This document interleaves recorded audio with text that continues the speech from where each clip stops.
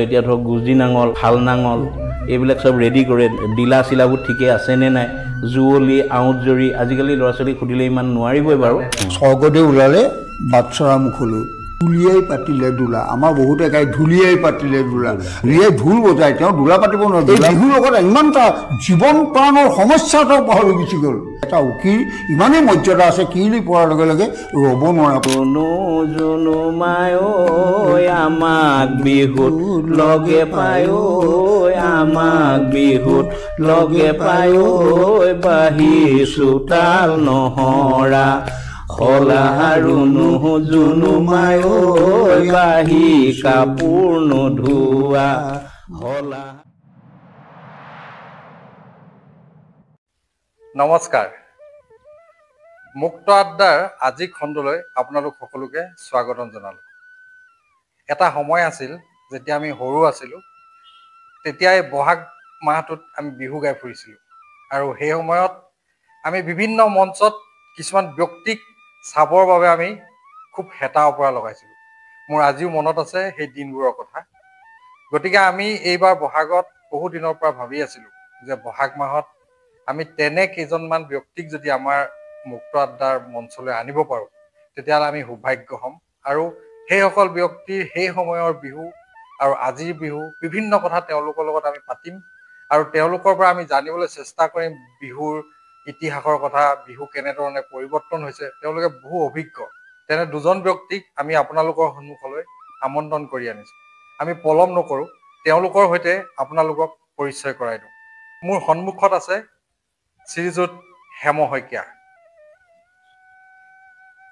হেম শইকীয়া তেখেতে পোষ্টেল বিভাগত চাকৰি কৰিছিলে আৰু এতিয়া ৰিটায়াৰমেণ্ট হৈ তেখেতে ঘৰতে আছে আৰু এনেধৰণৰ সাংস্কৃতিক কামত জড়িত হৈ আছে। মোৰ এইফালে আছে অতি মৰমৰ শ্ৰদ্ধাৰ পদ্মৰাজ কোঁৱৰ ছাৰ। নমস্কাৰ। ছাৰে বৰ্তমান এখন স্কুলত শিক্ষকতা কৰি আছে। এটা সময়ত ছাৰ এতিয়াও ভাল এজন বিহুৱা আৰু আগতে আমি দেখা বিহুৱাজন এতিয়া বিহুৱাৰ মাজত কি পৰিৱৰ্তন আছে আমি বিভিন্ন কথা আজি আমাৰ আড্ডাত আলোচনা কৰিম। গতিকে পলম নকৰোঁ, প্ৰথমতে আপোনালোকক জনাওঁ যে আমি আড্ডাৰ এনেকুৱা নহয় যে বেলেগ পডকাষ্টবোৰত যেনেধৰণে হয় আমি তেনেধৰণে আলোচনা নকৰোঁ। আমি দুজনৰ ব্যক্তিক মাতি আনো আৰু তেওঁলোকৰ পৰা জানিবলৈ চেষ্টা কৰোঁ আৰু তেওঁলোকে মনৰ ভাৱবোৰ আমাৰ আগত কয়, আমি শুনো, ভাল লাগে। আৰু তেওঁলোকৰ বহু আৱেগৰ কথা থাকে, তেওঁলোকৰ নিজৰ ব্যক্তিগত বহু কথা থাকে যিবোৰ তেওঁলোকে ক'বলৈ মঞ্চ নাপায় বা তেনেধৰণৰ সুবিধা নাপায়। গতিকে আমি মুক্ত আড্ডাত তেওঁলোকক মাতি আনি তেওঁলোকৰ সৈতে এনেধৰণৰ আলোচনাবোৰ কৰোঁ। গতিকে প্ৰথমেই আপোনালোকক আমাৰ এই মুক্ত আড্ডাৰ মজিয়ালৈ দুইজনকে আমাৰ মুক্ত আড্ডাৰ পৰিয়ালৰ তৰফৰ পৰা আন্তৰিক অভিনন্দন জ্ঞাপন কৰিছোঁ। আপোনালোকে আহিলে, এটা নিমন্ত্ৰণত ইমান ব্যস্ততাৰ মাজত হ'লেও আমাৰ মাজলৈ আহিলে আপোনালোকক ধন্যবাদ জ্ঞাপন কৰিছোঁ। আৰু ছেকেণ্ডতে আমি আপোনালোকৰ পৰা আজি জানিম যে এটা সময়ত বিহু বিষয়ে বিশেষকৈ আলোচনা কৰোঁ। বিহু বতৰ ভাল লাগিব নহয় জানো? আপোনালোকে আগতে বিহু গাই আমি দেখোঁ মঞ্চত, আমি হেতা অপৰা লগাওঁ আপোনালোকক চাবলৈ বাবে। এতিয়া যি বিহু আৰু আগৰ যি বিহু ইয়াত নিশ্চয় বহু পৰিৱৰ্তন হৈছে। গতিকে প্ৰথমে মই পৰিৱৰ্তনৰ কথাটো নানো, পৰিৱৰ্তনৰ কথাটো প্ৰথমতে আনি হ'লে বেয়া হ'ব যে ইতিহাস, বিহু এটা ইতিহাস নিশ্চয় আছে ন পদ্মদা? এটা সময়ত বিহু কোনোবা এটা কেনেধৰণে সৃষ্টি হৈছিলে বিভিন্নজনে কয়। আমি প্ৰায় 12-13খন বিহুৰ ওপৰত কিতাপ পাইছোঁ, কিতাপ ওলাইছে। গতিকে কিতাপলৈ নাযাওঁ আমি, আপোনালোকৰ দৃষ্টিভংগীত আপোনালোক দুইজনে আমাক জনাব যে বিহুৰ যিটো ইতিহাস, বেলেগৰ কথা বেলেগৰ ঠাইৰ কথা বাদ দিয়ক, আমাৰ নিজৰ ঠাইত আপোনালোকে দেখা বিহুৰ যিটো ইতিহাস আগত আৰু এতিয়া তাৰ ওপৰত প্ৰথমেই মই পদ্মদাকে অকণমান বক্তব্য ৰাখক আৰু ভাল লাগিব নহয় জানো? হয় ধন্যবাদ বাবলু।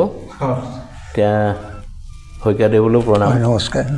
পুৰণা বিহুৱা হিচাপে আপোনাকো আমি প্ৰত্যক্ষ কৰিছিলোঁ এটা সময়ত। আপোনালোকৰো এযোৰা ভাল হুঁচৰি আছিল বা আমিও প্ৰভাতী যুৱ সংঘ, কাৰণ সেইযোৰা প্ৰভাতী যুৱ সংঘৰ বিহু এতিয়া প্ৰায় অস্তিত্ব নাইকিয়াই হ'ল বুলি আমি একেষাৰে ক'ব পাৰোঁ এতিয়া হয়তো প্ৰজন্ম উঠিছে সেই নলমৰিতো গজালি ওলাবই এতিয়া বাবুলৈ সোধাৰ নিচিনাকৈ ক'বলৈ গ'লে আচলতে বিহুৰ যিটো নান্দনিক যিটো অৱস্থা আছিল সেই অৱস্থাটো কিন্তু এতিয়া আছে বুলি মই একেষাৰে কেতিয়াও নকওঁ যথেষ্ট পৰিৱৰ্তন হৈছে বহুত পৰিৱৰ্তন হ'ল পৰিৱৰ্তনৰ ধামখমীয়াত বিহু প্ৰায় মানে একেবাৰে নাইকিয়া হৈ গ'ল বুলি ক'ব পাৰোঁ এতিয়া প্ৰতিযোগিতাৰ মঞ্চ বা মঞ্চলৈ আমিও মঞ্চতে বিহু কৰিছিলোঁ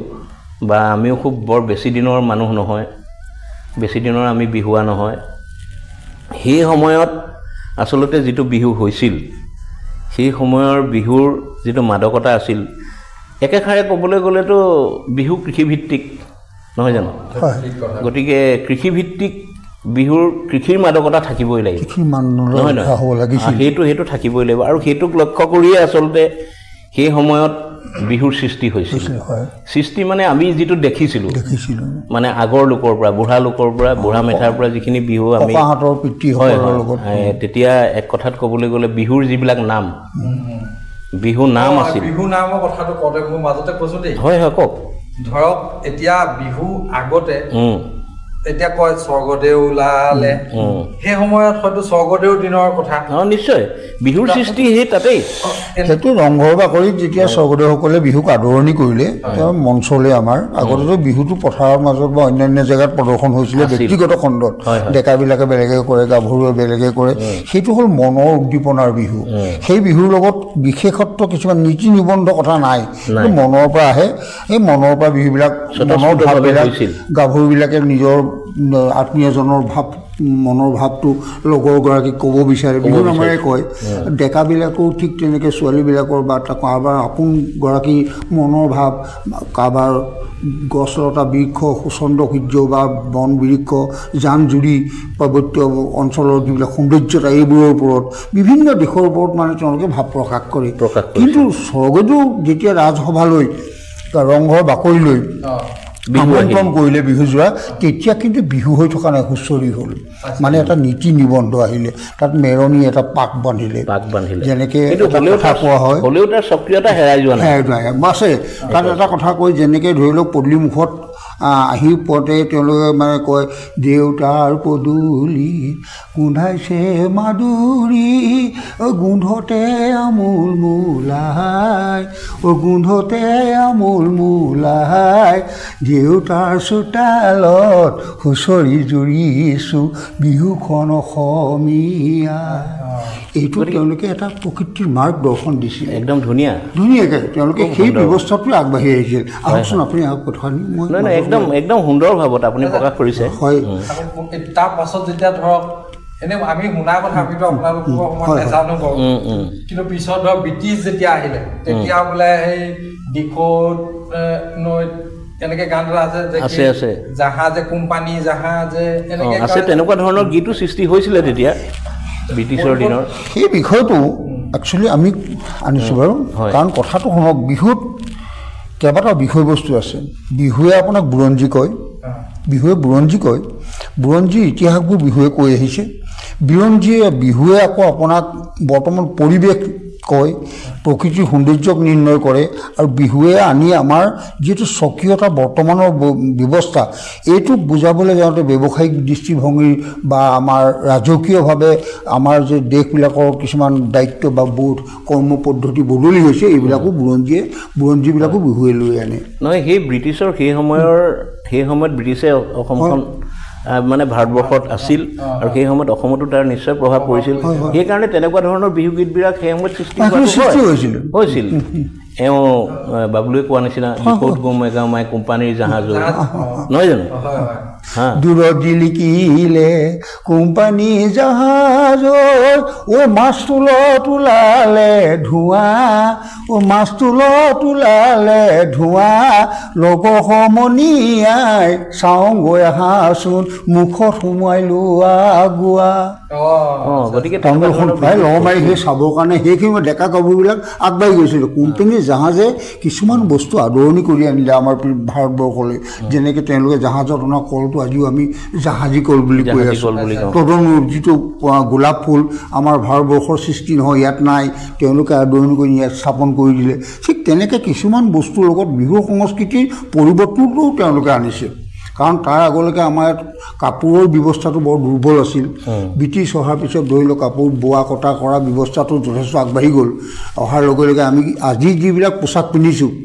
আমাৰ ইতিহাসৰ এখিনি মানুহে সেইবিলাক পোচাক পিন্ধিব পৰা নাছিল। আজি আমি এটা ব্যৱসায়িক ধাম ধুমিয়াৰ মাজত যিবিলাক মুগাৰ দিহাৰ মেখেলা বা অন্যান্য আমি সাজ পোছাক বিহুৰ দলবিলাকে প্ৰদৰ্শন কৰিছোঁ, পিন্ধিছোঁ, সেইবিলাক বস্তুৱে প্ৰকৃততে হুঁচৰিত আমি বান্ধি লোৱা বান্ধোনৰ ভিতৰৰ কাৰণে এইটো আহিলে। বিহুত কিন্তু নাই। বিহুত সাধাৰণতে চুৰি এখন আঁঠুমূৰীয়া, গামোচাখন কঁকালত, ঘৰত গামোচাখন মাৰিলে, কোনোবাই ঘৰতে বোৱা কিবা হেৰি চাপকন চোলাৰ নিচিনা এটা চোলা পিন্ধিছে, ম'হৰ পিঠিত উঠি তেওঁলোকে এই ব্যৱস্থাটোৱে বিহু কৰিছে। তাত কিন্তু পোচাক পৰিধানৰ কথা নাই। আমি পোচাক পৰিধানটো যেতিয়া সজ্জিতভাৱে স্বৰ্গদেউসকলে আহোম ৰাজত্বৰ সময়ত স্বৰ্গদেউসকলে যেতিয়া ৰংঘৰ বাকৰিলে আদৰণি কৰিলে, তেতিয়াৰ পৰা আমাৰ বিহুৰ পৰিৱৰ্তনটো এটা বেলেগ ধৰণে আগবাঢ়ি আহিল। বিহু সেইকাৰণে সকলোখিনি কথা লৈ আহিছিল। পিছত মানে যেতিয়া লাহে লাহে সেই পৰ্যায়ত স্বৰ্গদেউৰ সেইটো গ'ল, মানে পৰ্যায়টো গ'ল, পাছত ধৰি লওক আমাৰ বিহু ফাংচনসমূহ আৰম্ভ হ'ল। বিহুৰ লতাশিলত গোবিন্দ বৰুৱা ছাৰে তেখেতে হয়তো এনেকৈ কৰিলে বুলি আমি শুনা কথা হয়। তাত হেনো তেওঁ যিসকলে জেং বিহুটো 1930 চনৰ কথা নেকি, আইসকলে মানে মাইকী জীয়ৰীসকলে যেতিয়া তেওঁলোকৰ কাৰণে জেং বিহু ওলালে এনেকে শুনিছো দেই, আমি ইমান নাজানো। ইমানখিনি তথ্য বাৰু ময়ো ইমান নাজানো, কথাটো আলোচনা কৰিছোঁ। তাৰ পৰৱৰ্তী পৰ্যায়ত তেনেদৰে আহি আজি আমাৰ বৰ্তমানৰ বিহুটো পালেহি। আপুনিতো তাত নিশ্চয় আজি তাৰিখত আমি দেখোঁ আপুনি বিভিন্ন মঞ্চত বিহু জাজ কৰে, বিচাৰক আসন গ্ৰহণ কৰে। গতিকে আপুনি আগৰ যি বিহু আপুনি দেখিছিলে আৰু আজিৰ বিহু, তাত আপুনি নিশ্চয় কিবা এটা ডিফাৰেঞ্চ দেখিছে, অভিজ্ঞতা এটা আপোনাৰ আছেই। আপুনি কি দেখিছে? নহয়, আগৰ বিহু মানে আচলতে আমি কান্ধত যেতিয়া ঢোল লৈ ঘৰে ঘৰে যেতিয়া আমি হুঁচৰি গাওঁ, গাঁৱৰ যিটো এইটো এটা সুন্দৰ এটা নিতুল এটা বিহুৰ যিটো মাদকতা থকা পৰিৱেশ, গৃহস্থৰ চোতাল, এতিয়া গৃহস্থৰ চোতালখনেই আচলতে প্ৰতিযোগিতাৰ মঞ্চত সেইদিনাও সেইখন গৃহস্থৰে চোতাল, সেইখনকে দেখুৱাই থকা হৈছে। গতিকে পৰিৱৰ্তন তেনেকুৱা ধৰণে একো হোৱা নাই, কাৰণ সেই বস্তুটোকে আচলতে ইয়াত এষ্টাব্লিছ কৰিছে, আচলতে প্ৰতিষ্ঠা কৰিছে, যে সেইকাৰণে এজন গৃহস্থ ওলাই, গৃহস্থই আদৰে, নহয় জানো, গৃহস্থই ধুনীয়াকৈ শৰাই সঁফুৰা দি আদৰাৰ যিটো পদ্ধতিগত কথা গৃহস্থৰ চোতালত আমাৰ গাঁৱত থাকে, সেই বস্তুটোকে তাত প্ৰকাশ কৰে আচলতে। আৰু সেই বস্তুটোৰ এতিয়া প্ৰতিযোগিতাৰ কাৰণে নিৰ্দিষ্ট সময়ৰ ভিতৰত কথা আহিলে, গতিকে সেই নিৰ্দিষ্ট যিটো পোচাক পৰিধান, খোজ কাটল, এইখিনি এটা প্ৰতিযোগিতাৰ ভিতৰলৈ আহিল। আৰু আচলতে বিহুটো সেই সময়ৰ যিটো চোতালৰ অৱস্থা, এতিয়া কিন্তু প্ৰতিযোগিতাৰ মঞ্চলৈ অহাৰ লগে লগে তাৰ কিছু যেন বিকাশ, মানে কি ক'ম, এইটো এতিয়া মানে তাৰ আচল ধাৰাটো যেন এতিয়া প্ৰতিযোগিতাৰ মঞ্চত নাই। ইয়াত একদম টাইট কৰি পেলালে, একেবাৰে কঠিন কৰি পেলালে, নিৰ্দিষ্ট সময়ত আমুক কৰিব তামুক সীমা বান্ধি দিয়াৰ নিচিনা। গতিকে সেই এটা পৰিৱৰ্তন হৈছে, সেইটো এটা। আৰু বিশেষকৈ বিহুৰ নামবিলাক আজিকালিতো বিহু গীত বুলিহে কয়, গীত লিখে, আচলতে বিহুৰ গীত কেতিয়াও লিখাৰ কথা হ'ব নোৱাৰে, হয় নহয়? বিহুৰ নাম এইটো পৰম্পৰাগতে চলি অহা যিবিলাক বিহুৰ নাম, সেইবিলাকহে আচলতে হৈছিল। আমি যিবিলাক বিহু নাম গাইছিলোঁ সেই সময়ৰ আমি বুঢ়া লোকৰ পৰা শুনা, আমিতো কাণত শুনা, আমি নিজে দেখা সেইবিলাক বস্তুকে আমি হুঁচৰিত গাইছিলোঁ। হুঁচৰিত, শুদ্ধ কথা। আমি আচলতে চোতালত গোৱাটো হুঁচৰিত আমি গাইছিলোঁ, হয় নহয়? এতিয়া আকৌ কোনোবাই বিহু গীত বুলি ৰচনা কৰে, এইটো এটা মানে এটা চাওক কথা এটা আমি ভাবিছোঁ ভাৱধাৰাৰে। যেতিয়া আহোম ৰজাৰ দিনত আহোম ৰাজত্বৰ স্বৰ্গদেউসকলে বিহুখন আদৰি আনিলে, তাৰপিছত আমি আছোঁ টিপামত টিপাম অঞ্চলত ধৰক হয়। আৰু স্বৰ্গদেউ ৰাজচৰা আছে ৰংঘৰত আমি ইমান দূৰলৈ বৰ্ষৰ মূৰত বিহু প্ৰদৰ্শনলৈ যাব নোৱাৰোঁ তেতিয়া তেওঁলোকে সিদ্ধান্ত কৰি য'ত য'ত তেওঁলোকৰ বিষয়ববীয়াসকল আছে এই টিপমীয়া ৰজা ক'ত আমুক সেনাপতি বিষয়ববীয়াসকল তাতেই বিহু মৰাৰ পদ্ধতিটো আহিল ক্ৰমান্বয়ে তাৰ পৰা পৰিৱৰ্তন হৈ তেওঁলোকৰ ভিতৰত যেতিয়া নাইকিয়া হ'ল যে গাঁওবুঢ়া ঘৰতে গোৱা হওক গাঁওবুঢ়াও যেতিয়া নাই তেতিয়া ঘৰত গাঁওখন মেধি ঘৰতে গোৱা হওক মেধিয়ে ক'লে যে নহয় বাইন হাতলা ঘৰতো গোৱা হওক গাঁৱতে গাঁৱতে দেখিলেগৈ মানুহ 3 ঘৰমান থাকিলে প্ৰত্যেকৰ ঘৰতে আশীৰ্বাদ দিয়াৰ ব্যৱস্থাটো কিন্তু কাৰো চোতাললৈ নগৈ পদূলি মূৰে মূৰে এসময়ত আশীৰ্বাদ দি দি বিহু গাইছিল আজিকালি চাওক আজিকালি আপোনাৰ হুঁচৰি এতিয়াতো হুঁচৰি নিজৰ গাঁৱতো আনকি আমাৰ গাঁৱতো এতিয়া হুঁচৰি হিচাপে আমাৰ প্ৰতি ঘৰৰ পদধূলা যিটো পাব লাগে আমি নাই সেই এটা হুঁচৰি এযোৰ মাতিবলৈ হ'লে আপুনি 10,000 টকা আপুনি ৰেডি কৰি থ'ব লাগিব আমি মানিব লাগিব সেই স্বৰ্গদেউসকলে আমাক গোটেই পৰম্পৰাটো এটা উন্নত মানদণ্ডলৈ আনি আমি চোতালত তেখেতসকলক সেৱা ধৰিব পৰা ব্যৱস্থাটো আমাক দিছে আচলতে কিন্তু তেতিয়া কিন্তু হৰিধ্বনি আৰু ঈশ্বৰৰ উপাসনাৰ আশীৰ্বাদ দিয়া নিয়মটো প্ৰথমে নাই যেতিয়া শংকৰ গুৰুজন আহি ইয়াত আৱিৰ্ভাৱ হ'ল তেওঁ যেতিয়া ঘোষা পদ ৰচনা কৰিলে তেতিয়াহে এই বস্তুটো আহিল তাৰ আগত বেলেগ আছিলে দেউতাৰ পদূলি গোধাইছে মধুৰি সেইবিলাক বস্তুৱে আহিছিল আৰু পিছলৈ গুৰুজন অহাৰ পিছত প্ৰথমে ঈশ্বৰে চজিলে নামৰে কঠীয়া বৰমা ঈশ্বৰৰ যাৰ নাম আগতে গাই আছে চাগে চেলাবলৈ ডবোৱা কটাৰী পহু চেলাবলৈ মিত অ পহু চেলাবলৈ মিত দাই নধৰিব দুখ বোৰ খেমিব গাই যাওঁ বতৰৰ গীত এই বতৰৰ গীত বোলা কথাষাৰত চক কিমান ধুনীয়া মাদকতা এটা সোমাই সেই বতৰৰ গীত বতৰ সেই পৰিৱেশ কাৰণ এই যে কৃষিজীৱী মানুহখিনিৰ যিটো বতৰ নহয় জানো সেই বিহু নামৰ যোগেদিয়ে তাত প্ৰকাশ হৈছে সুন্দৰ প্ৰকাশ হৈছিল কিন্তু আমিও আজি মানিব লাগিব স্বৰ্গদেউসকলে সেই সুবিধাটোৰে আমাক চোতাললৈ টানি অনাৰ পিছৰ পৰা আজি আমি সেই শংকৰ গুৰু আৱিৰ্ভাৱৰ পিছৰ পৰা ঈশ্বৰৰ আশীৰ্বাদ প্ৰত্যেকৰ ঘৰে ঘৰে ভগৱন্তৰ গুণনাম আহিলে হয় নহয় বাৰু পদত গাবলৈ ধৰিলে কৃষ্ণাই মূৰতে এইটো কথাটো মই মাজতে অকণমান লৈছোঁ লোৱা মানে কি হয় এইটো কথাটো দেই মই এই কথাটো শুনিছোঁ মানে মনত পৰি গ'ল কথাটো এতিয়া যে বিহু গীত বিহু নাম শংকৰ গুৰুজনা যেতিয়া আহিলে তেওঁ যেতিয়া আধ্যাত্মিকতাটো বিহুত ভৰাই দিলে ঈশ্বৰ উপাসনাৰ ব্যৱস্থাটো সোমাই গ'ল বিহু নামলৈ পৰিৱৰ্তন হৈ গ'ল বিহু নামলৈ শুনা কথাটো দেই তেতিয়া তেওঁ প্ৰথমে ঈশ্বৰক আৰাধনাটো কৰিব লাগিব গতিকে এতিয়া আমাৰ বিহুটো সেইটো আছে সেই বস্তুটো আছে প্ৰথমে প্ৰণাম আই সৰস্বতী দ্বিতীয় প্ৰণাম হৰি এই যে সেই ভাগ সোমাই আহিলে বস্তুটো তেওঁ হেনো এইটো শুনিছোঁ মানে তাত নাম আনি দিলে মানে আধ্যাত্মিকতা ভৰাই দিলে এতিয়া মই কথাটো এনেকুৱা বিহু আমি যেতিয়া গাবলৈ আমাৰ ল'ৰা ছোৱালীক আমি আগবঢ়াই দিওঁ কাৰোবাক যাওঁ বিহু গাই আমি দেখোঁ কিন্তু বিহু গাবলৈ যোৱাৰ লগে লগে মোৰ ল'ৰাটো বা মোৰ কাৰোবাৰ ল'ৰা ছোৱালীয়ে আৰু কিছুমান বস্তু পাই নাই বাৰু মোক এই কথাটো ক'ব যেনে ধৰণৰ ভক্তিভাৱটো নিশ্চয় পাবই লাগিব শ্ৰদ্ধা ৰেছপেক্ট মানুহক কেনেদৰে ব্যৱহাৰ সন্মান এই কথাবোৰ সেইকাৰণে নিশ্চয় কাৰণ সেইবিলাক ঘোষা পদত অলৰেডি গোটেই বস্তুবিলাকে আছে পৰম্পৰাগত মতে প্ৰথমে স্বৰ্গদেউক আহ্বান কৰোঁতে সেই বস্তুটো আদৰ্শটো আহিলেই নহ'লে এইটো বস্তু সৃষ্টি নহ'ল হ'লে কাৰণ আমিয়ে নিজেই গাইছিলোঁ গোবিন্দ কৃষ্ণ ৰাম নাৰায়ণ হৰিয়ে জয় এই ধৰণৰ হয় নহয় বাৰু গতিকে এই ভক্তিভাৱটো অন্তৰত লাগিবই আৰু সেই সময়ৰ পৰাই আচলতে বিহু চিজিল হৈছে বুলি কিন্তু এটা কথা কুঁৱৰী বিহু যেতিয়া আমি চোতালত গাওঁ এয়া আচলতে হুঁচৰি হুঁচৰিত কিন্তু এটা পৰম্পৰাগত নিয়ম আছিলে আগতে দেউতাক সোধে যে ল'ৰাহঁতে বিহু অকণমান গাব খুজিছে দেই অনুমতি বিচাৰে তাতহে বিহু গায় তাতো শালীনতা ৰক্ষা হ'ব লাগে যেনেকৈ আমাৰ ৮০ দশকৰ সময়ত আমি ৭০-৮০ দশকত আমি পাইছিলোঁ ফাগুনৰ পচুৱা গাতে জানো লগা নাই কুলি কেতেকী মাকা নেজানো শুনা নাই মৰমৰ নাচনী মুগাৰে সাজ পিন্ধি লৈ ওলাই আহা বিহুলৈ পাহাৰত বিচাৰি কপৌ ফুল আনিছোঁ তোমাৰ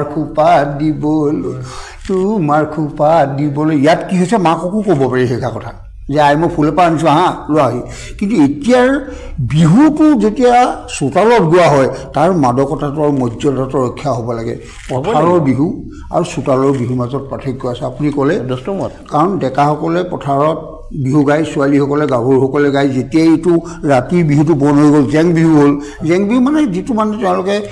আনে দৰ্শনত ওচৰ আহিব নোৱাৰাকৈ নিজৰ ভিতৰত প্ৰকাশ কৰে যিটো গছৰত লৈ ডেকা গাভৰুবিলাক দূৰৰ পৰা চাব পাৰে ওচৰলৈ যাব নোৱাৰে সেই বিহুখনৰ ব্যৱস্থাটো চোতাললৈ আহিব নালাগে চোতালত মানে কি হয় যিটো বাই ভনী ককাই ভাই পিতা পুত্ৰ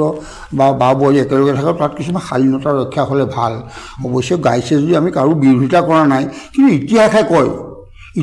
কয় কাৰণ বিহু যেতিয়া জন্ম এক মিনিট বিহুৰ যেতিয়া জন্ম আপুনি মন কৰক যিটো সময়ত মানুহে সন্তান কেনেকৈ জন্ম হয় নেজানে সেই সময়তে বিহুৰ ঘাঁহি পাতল পৃথিৱীৰ তললৈ সোমাইছে মানুহৰ জাতিৰ তললৈ কাৰণ অৰণ্যত যেতিয়া বস্ত্ৰ পৰিধান নকৰাকৈ মহিলাসকল একেলগে থাকে পুৰুষসকল থাকে তেতিয়া সেই সময়ত মহিলা গোটটো লগত থাকে পুৰুষসকলে দিনটো অৰণ্যত মানে ফল জীৱ জন্তু বিচাৰি আনিবলৈ যায় লৈ আহিলে হৰিণা পহু এটা মাৰি পেলাই দিলে জুম বান্ধি বেলেগে আছে নিজৰ ল'ৰা ছোৱালীবোৰক লৈ মাতৃপ্ৰধান তেতিয়া পিতৃপ্ৰধানৰ কথা নাই আৰু সেই সময়তে যেতিয়া হৰিণাটো পেলাই দিলে ইজনে সিজনক মাতিলে ভাষাও নাই তেতিয়া মাতিলে সকলো দৌৰ ধৰিব সেই হাঁহি ফূৰ্তি কৰি নাচ বাগ কৰিলে এটা আনন্দ কৰিলে প্ৰথম তাতেই বস্তুটো আনন্দ উৎসৱৰ নাচৰ প্ৰভাৱটো আহিছে নৈত গা ধুবলৈ গৈছে প্ৰথমেই নাহৰ পাত বা গছৰ পাত লৰা দেখিছে তাৰ পৰা নাচটো সৃষ্টি হৈছে নাম সৃষ্টি হৈছে আমি যেতিয়া ভাষাৰ সৃষ্টি হ'ল ই বিলাক যেতিয়া আমি ভাষালৈ পৰিৱৰ্তন হ'ল বুজি পোৱা হ'লোঁ তাকো পাৰ্থক্যতা হ'ল এইটো গ্ৰুপত থকাখিনিয়ে এটা ইংগিতেৰে ভাৱ প্ৰকাশ কৰিছে অন্য এটা গ্ৰুপত বেলেগ এটা ইংগিতেৰে ভাৱ প্ৰকাশ কৰিছে তেনেকৈ ৰূপান্তৰিত ভাষাবিলাক বেলেগ হৈ গ'ল যদিও আমি যিটো ভাষাৰে ভাৱ বিনিময় কৰিব পাৰোঁ সেই ভাষাৰ মাধ্যমত যিটো সৎ প্ৰবৃত্তি মাৰ্গ যিটোৰে আমি আজিও সেই ধাৰাবাহিকতাৰ পৰা আহি পৰিৱৰ্তনৰ লাহে লাহে যেনেকৈ আমাৰ মণিৰাম দেৱানক ধৰাৰ সময়ত বুৰঞ্জীখন কৈছে বিহুৱে চাওক গোটেই তেতিয়াৰ পৰা বুৰঞ্জীখন বিহুৱে লৈ আনি আছে কেনেকৈ ধৰিলে তোকে ঐ মণিৰাম কেনেকৈ ধৰিলে তোক ইফালে জোৰে হাত ইফালে গোলাঘাট চিঠি লিখি ধৰিলে তোক গোটেই বুৰঞ্জীয়ে কৈ গৈছে গোটেই বুৰঞ্জীখন মানে বিহুৱে আমাৰ অসমীয়া সমাজৰ ইতিবৃত্তিটো সৰু তেতিয়াৰ কালৰ পৰা চেলেং কাপোৰ বোৱাৰ পৰা আমি বস্ত্ৰ পৰিধান কৰাৰ পৰা বা আমি ঢোল লগৰ নিৰ্মাণ কৰাৰ পৰা গোটেই বস্তু কৃষিজীৱী সমাজৰ মাজৰ পৰা অহা বস্তু গোটেই বিহুখন কৃষিজীৱী মহিলাসকলে সেইখিনি ফলাহাৰ বস্তুবোৰ খাই কিনাৰত পেলাই দিয়ে গুটি এটা গজি তাতে প্ৰথমেতো মাটিৰ তলত এই এনেকৈ আমাৰ আলু জাতীয় বস্তুৱেই সৃষ্টি হৈছিলে সেইবিলাক যেতিয়া পাই ইগৰাকীয়ে আনন্দ ফূৰ্তি একেলগে গোট পিট খাই আনন্দ উৎসৱ কৰে সেই উৎসৱবিলাকে ক্ৰমান্বয়ে আহোঁতে যেতিয়া কৃষিজীৱী গোটবিলাকে কৃষি কৰিবলৈ ধৰিলে আৰু তাতেই কৃষিভিত্তিক বসন্ত যেতিয়া আহে প্ৰথম বসন্ত আহে যিটো সময়ত গছ লতিকাই পূৰ্ণ যৌৱনা ৰূপ লয় সেই সময়তে আদৰণি কৰাৰ যিটো ব্যৱস্থা সেইটো হ'ল বৈশাগু সেইটোৱে বিহু কিন্তু সেইটো যে নিৰ্দিষ্ট দিনটো আমিহে বান্ধি ল'লোঁ সংক্ৰান্তিৰ দিনটো যে আৰম্ভ কৰিম এইটো মানুহে আমি পিছৰখিনি মানুহে বান্ধি লৈছোঁ ইতিহাসত কিন্তু সেই প্ৰকৃতিক চায়ে আদৰণি কৰিছিল কিন্তু তেতিয়া কি হ'ল সেই আদৰণি কৰিবলৈ যাওঁতে তেওঁলোকৰ মাজত এটা ব্যৱস্থাপনা আহি গৈছিল সেই আদৰণি ব্যৱস্থাটোৰ মাজত এটা ব্যৱস্থাপনা আহিছিল যে যেনে ধৰক আমি আনন্দ উৎসৱেৰে হাঁহি ধেমালিয়ে ভোজ ভাত খাওঁ নতুন মানে বিহুটোক আদৰিম কাৰণ আমি কৃষি কৰিবলৈ যাব লাগিব সেই ব্যৱস্থাটোকেই আমি বসন্ত উৎসৱ বা বিহু উৎসৱ বিহু শব্দৰ পৰা বিহু আহিছে বিহু শব্দ আৰু এই ভাৰতবৰ্ষৰ বিভিন্ন ৰাজ্যত এই নৱবৰ্ষৰ আদৰণি অনুষ্ঠানটো পাতে। আচ্ছা, আকৌ এটা কথা কওঁ, এইটো বিষয়ে অকণমান অঁ নিশ্চয়। এতিয়া বিহু আমাৰ ধৰি লওক 7 দিনীয়া বিহু এনে আমি কওঁ। হয়। এতিয়া আমিও শুনো জানো প্ৰথম দিনাখন গৰু বিহু, তাৰপিছতে মানুহ বিহু, তাৰপিছত এনেকে 7 দিন আছে নহয়। মানুহ বিহুৰ পিছতে হ'ল গোসাঁই বিহু। হয়। তাৰপিছত এই যি বিহু আছে 7 দিন, তাৰপিছত নাঙল বিহু, তাঁতৰ বিহু, তাঁত বিহু। এই তাঁত বিহু আচলতে কি আৰু এই যে শিপিনীসকলে যে আচলতে এইটো প্ৰথম পদ্ধতি ঠিকে কথাটো এইটোকে জানিবলৈ বিচাৰিছোঁ। বহুত মানুহে নাজানে, আমিও নাজানো যে বিহু 7 দিনীয়া বিহু বুলি কয়। আমি কি কওঁ, গৰু বিহুৰ দিনাখন গৰু গা ধুৱালো, মানুহ বিহুৰ দিনাখন বিহু খাবলৈ ক'বলৈ ওলাই গ'লো বা নিজৰ কামত ব্যস্ত, ডাঙৰে সৰু সেৱা কৰিলে। 3 নম্বৰ দিনাখনৰ পৰা আমাৰ বিহু একোৱে থাকে আৰু বিহু বুলি, কিন্তু অৰিজিনেল কিনো আমি নাজানো। তৃতীয় দিনটো গোসাঁই বিহু। গোসাঁই বিহু মানে আচলতে কি হয় মানে সেই বস্তুটো নহয়, শইকীয়াদেৱে কওকচোন। নহয় আহক, আপুনি আহকচোন। সেই মই জনাত দেই, কাৰণ এইবিলাক আমি অনুকৰণহে কৰি আহিছোঁ বা আমি শুনিছোঁ। এই যে গোসাঁই বিহু, গোসাঁই আচলতে আমি সেই ঈশ্বৰ ভক্তি সেইভাগেই আচলতে এই গোসাঁইক মানে সেৱা কৰা হয়। তাৰপিছত ধৰক তাঁতৰ বিহু, কাৰণ প্ৰকৃতিৰ লগতে গোটেই বস্তুটো আছে। সেই তাঁতৰ বিহু এই যিসকল হেৰিয়ে শিপিনীসকলে মানে তাঁত বৈ সেইদিনা সামৰি মেলি মহাৰি মেলি আৰু গোটেই একদম নাচনি চাচনি গোটেইবোৰ যিমানবোৰ আছিলে একেবাৰে যিমানবোৰ সামগ্ৰী সেইখিনি ওপৰত তুলি তোলে আৰু খুব অভক্তিৰে কৃষিলে যাম, গতিকে এইখিনি আৰু তাৰপিছতেই হৈ গ'ল নাঙল বিহু।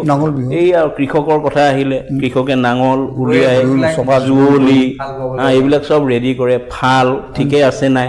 আজিকালি ল'ৰা ছোৱালীয়ে সেইবিলাক কথা ইমান নেজানে নহয় জানো। সেই ফাল নাঙল কেইবা এতিয়া ধৰক গুজি নাঙল,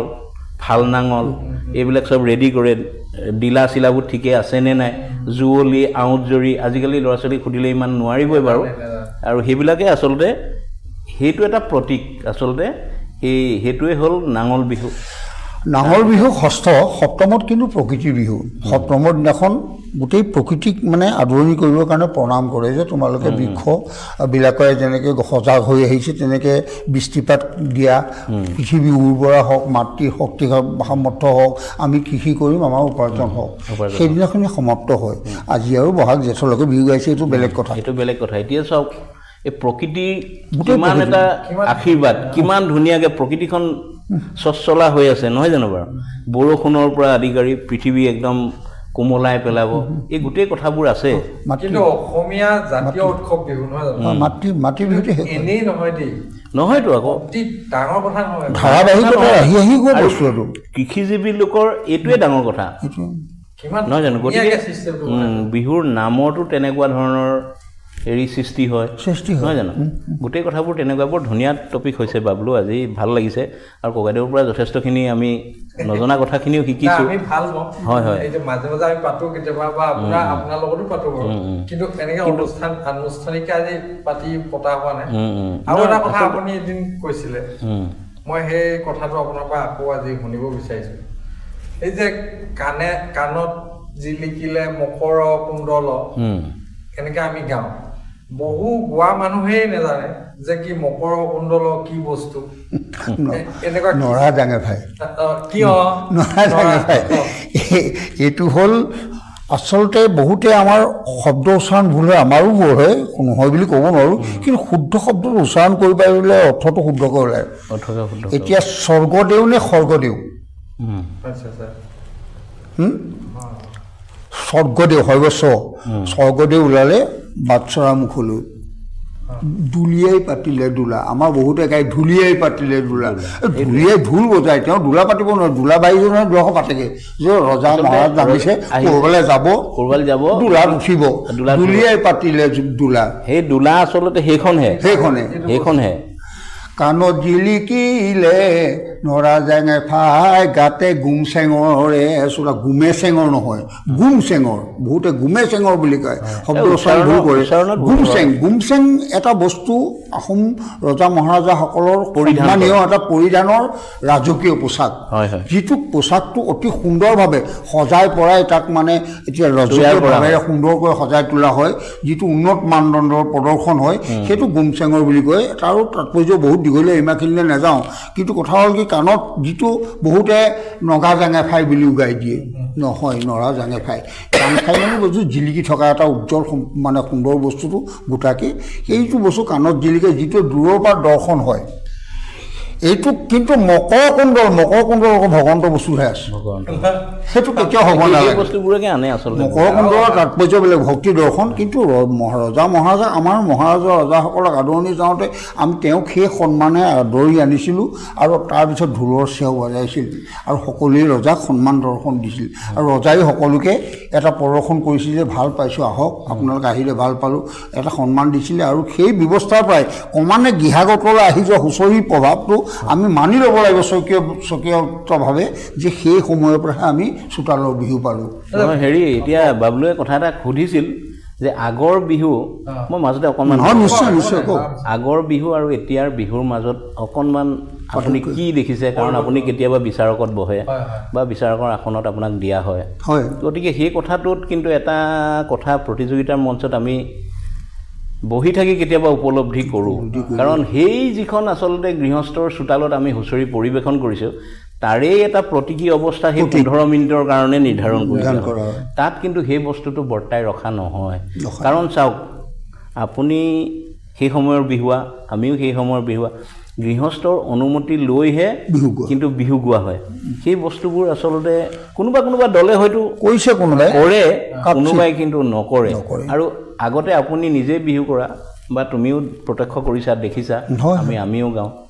এই যে নাচনি যে মাতে খুব সুন্দৰ ৰূপত নাচনি মতা নাম আছে নহয় আছে হয় নহয় আছে যেনেকৈ ধৰক একদম উজু নামখাৰে হ'ল আহা আইদেউ হয় নাই সেইষাৰ একদম প্ৰতীকী ৰূপত হ'বই আৰু আহ্বান বা ও নয়ন্তৰা ধুলিয়াই মাতিছে আহা দূৰৰ পৰা আহা চোন লাহেকৈ ঢুলীয়াৰ কাষলৈ ৰাইজক প্ৰণাম কৰি নাচা ঘূৰি ঘূৰি এই ধৰণৰ মানে ইমান মাদকতা থকা হা হয় নহয় বাৰু কাৰণ সেই ধৰণৰ এই যে নাচনীকেইগৰাকীক মাতিলে আৰু আমিও খুব ধুনীয়াকৈ পৰিৱেশন কৰিলোঁ কাৰণ নাচনীকেইজন ধুনীয়াকৈ আজিকালিতো এইবিলাক কিবা কৰিঅ'গ্ৰাফ হ'ল নাচনী এক লাইন 8 জনী 10 জনীলৈকে নাচনী আচ্ছা আকৌ এটা কথা নতুন বিষয় এটা দেই মনত মানে খুদুৱাই থকা কিছুমান কথা এইটো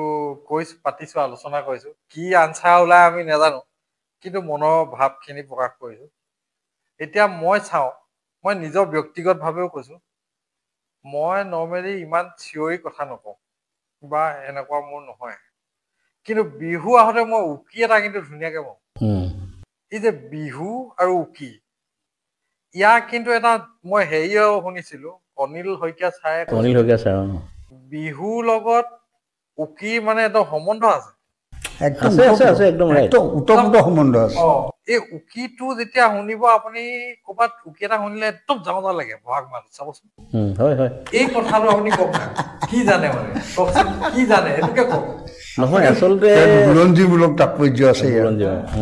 নহয় এতিয়া আমি জনাত শইকীয়া দেও আমি জনাত এতিয়া সেই যিটো উকিৰ কথা কৈছে উকিটো কেতিয়া ওলায় মানুহৰ আনন্দত আত্মহাৰা ই ক'ব নোৱাৰে এই বিহুৱে হ'ল তেনেকুৱা বস্তু যে বিহু একচুৱেলি বিহু শব্দটোৰ একদম পুৰণা যদি হেৰি খুচৰি চাবলৈ যোৱা হয় ই বেহুচ ই হুচ নাই ই বিভিন্ন ধৰণেৰে ই নাচিব পাৰে বিভিন্ন ধৰণেৰে এই প্ৰকাশ কৰিব পাৰে কোনোবা এটাই হয়তো তাল মানত নেজানিব পাৰে তালমান হয়তো তাৰ জ্ঞান নাথাকিব পাৰে, হয়তো সি আনন্দৰ যিটো ফূৰ্তিৰে যিটো প্ৰকাশ হ'ব সেইটোত উকিৰ মাজেদি সি প্ৰকাশ কৰিব পাৰে।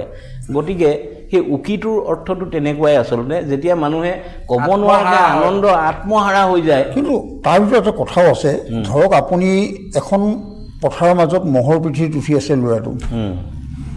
তেওঁ মহৰ পিঠিত মহ চৰাই আছে, যিটো আমাৰ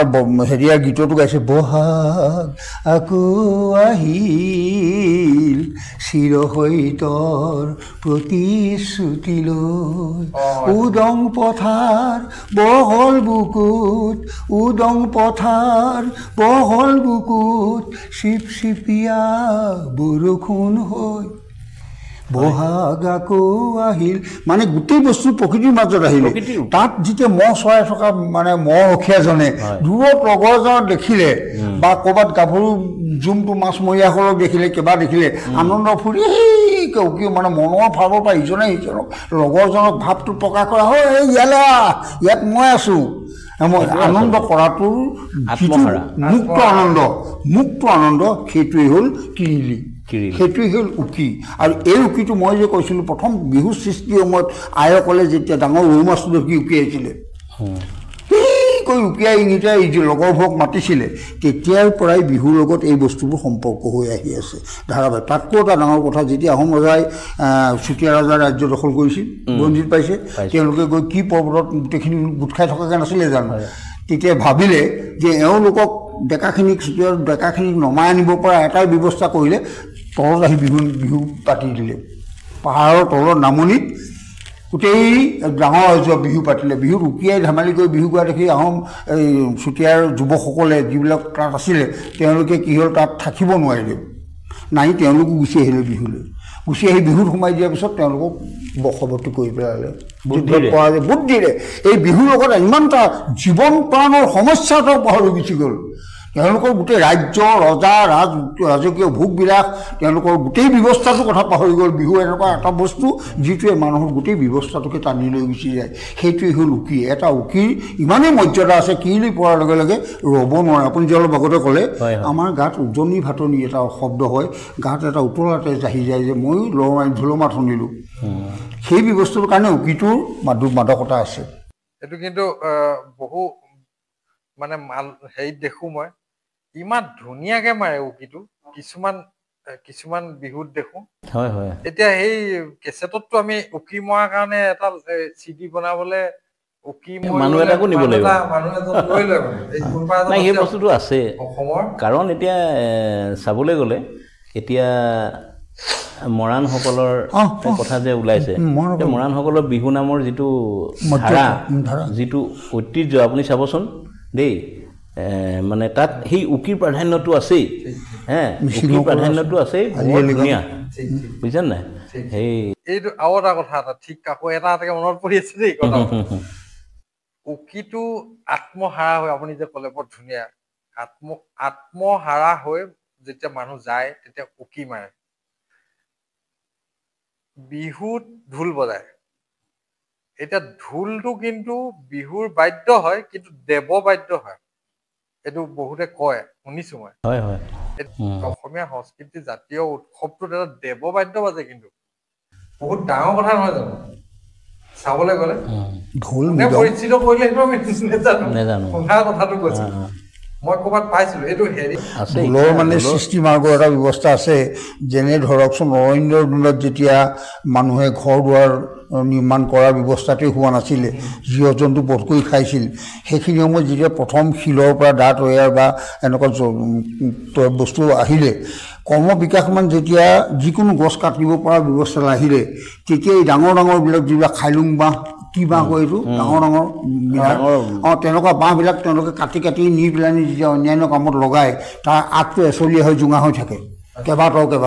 কিবা কাৰণত ওপৰৰ পৰা পহু গৰু গৈ পেলানি তাতে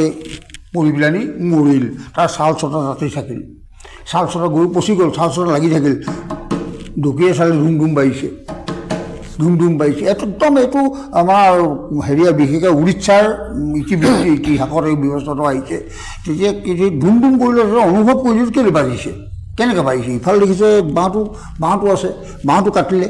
কাটি লৈ আহিলে ডুং ডুং কৰে বাজে তাৰ পৰা ক্ৰমান্বয়ে ডুং ডুং কৰি বজাৰ ব্যৱস্থাটো তেওঁলোকে ভাবিব পাৰিলে যে এনেকৈ বাচিব অকল অসমৰ ঢোলটোৱেই নহয় ভাৰতবৰ্ষৰ বিভিন্ন জেগাত বাদ্য আছে দেই ভাৰতবৰ্ষৰ বিভিন্ন জেগাৰ পৰাহে আমাৰ গুৰুজনে শংকৰ গুৰুৱে খোল বাদ্য মৃদং বাদ্য আমাৰ অসমলৈ ক্ৰমবিকাশ আহিলে আহোম ৰাজত্বৰ দিনত তাৰ আগতো আমাৰ জনজাতি যিসকল আছিলে মিচিং দেউৰী অকা দখৰা চিংফু ৰাভা এই সমস্ত যিসকল মানুহ আছিল কোচ কছাৰী সেইসকলে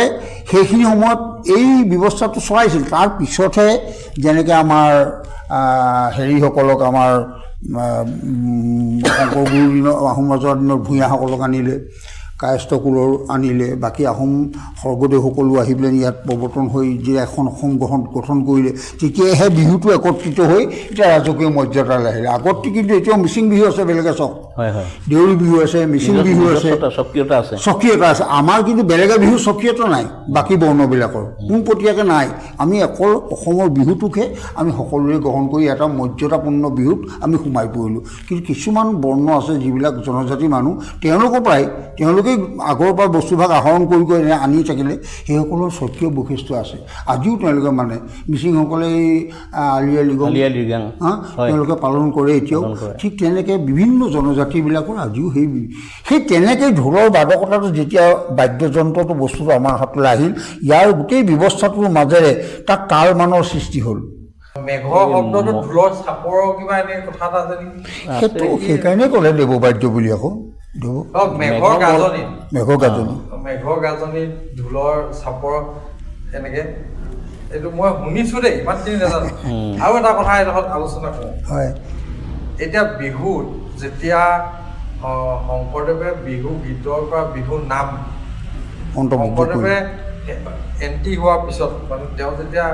হেৰি হ'ল তেতিয়াৰ পৰা হেনো বিহু নাম হ'ল বিহু গীত নহয় গীতটো এতিয়াই সৃষ্টি কৰিছে বিজি লিখে একচুৱেলি বিহু নাম একদম পুৰণি পৰম্পৰা মুখে মুখে চলি অহা ক'লে কিন্তু সেইটো কথা মই নেমানো কাৰণ কেলে বিহু নাম অতীজৰে পৰা চলি অহা পৰম্পৰাগত যিবিলাক নাম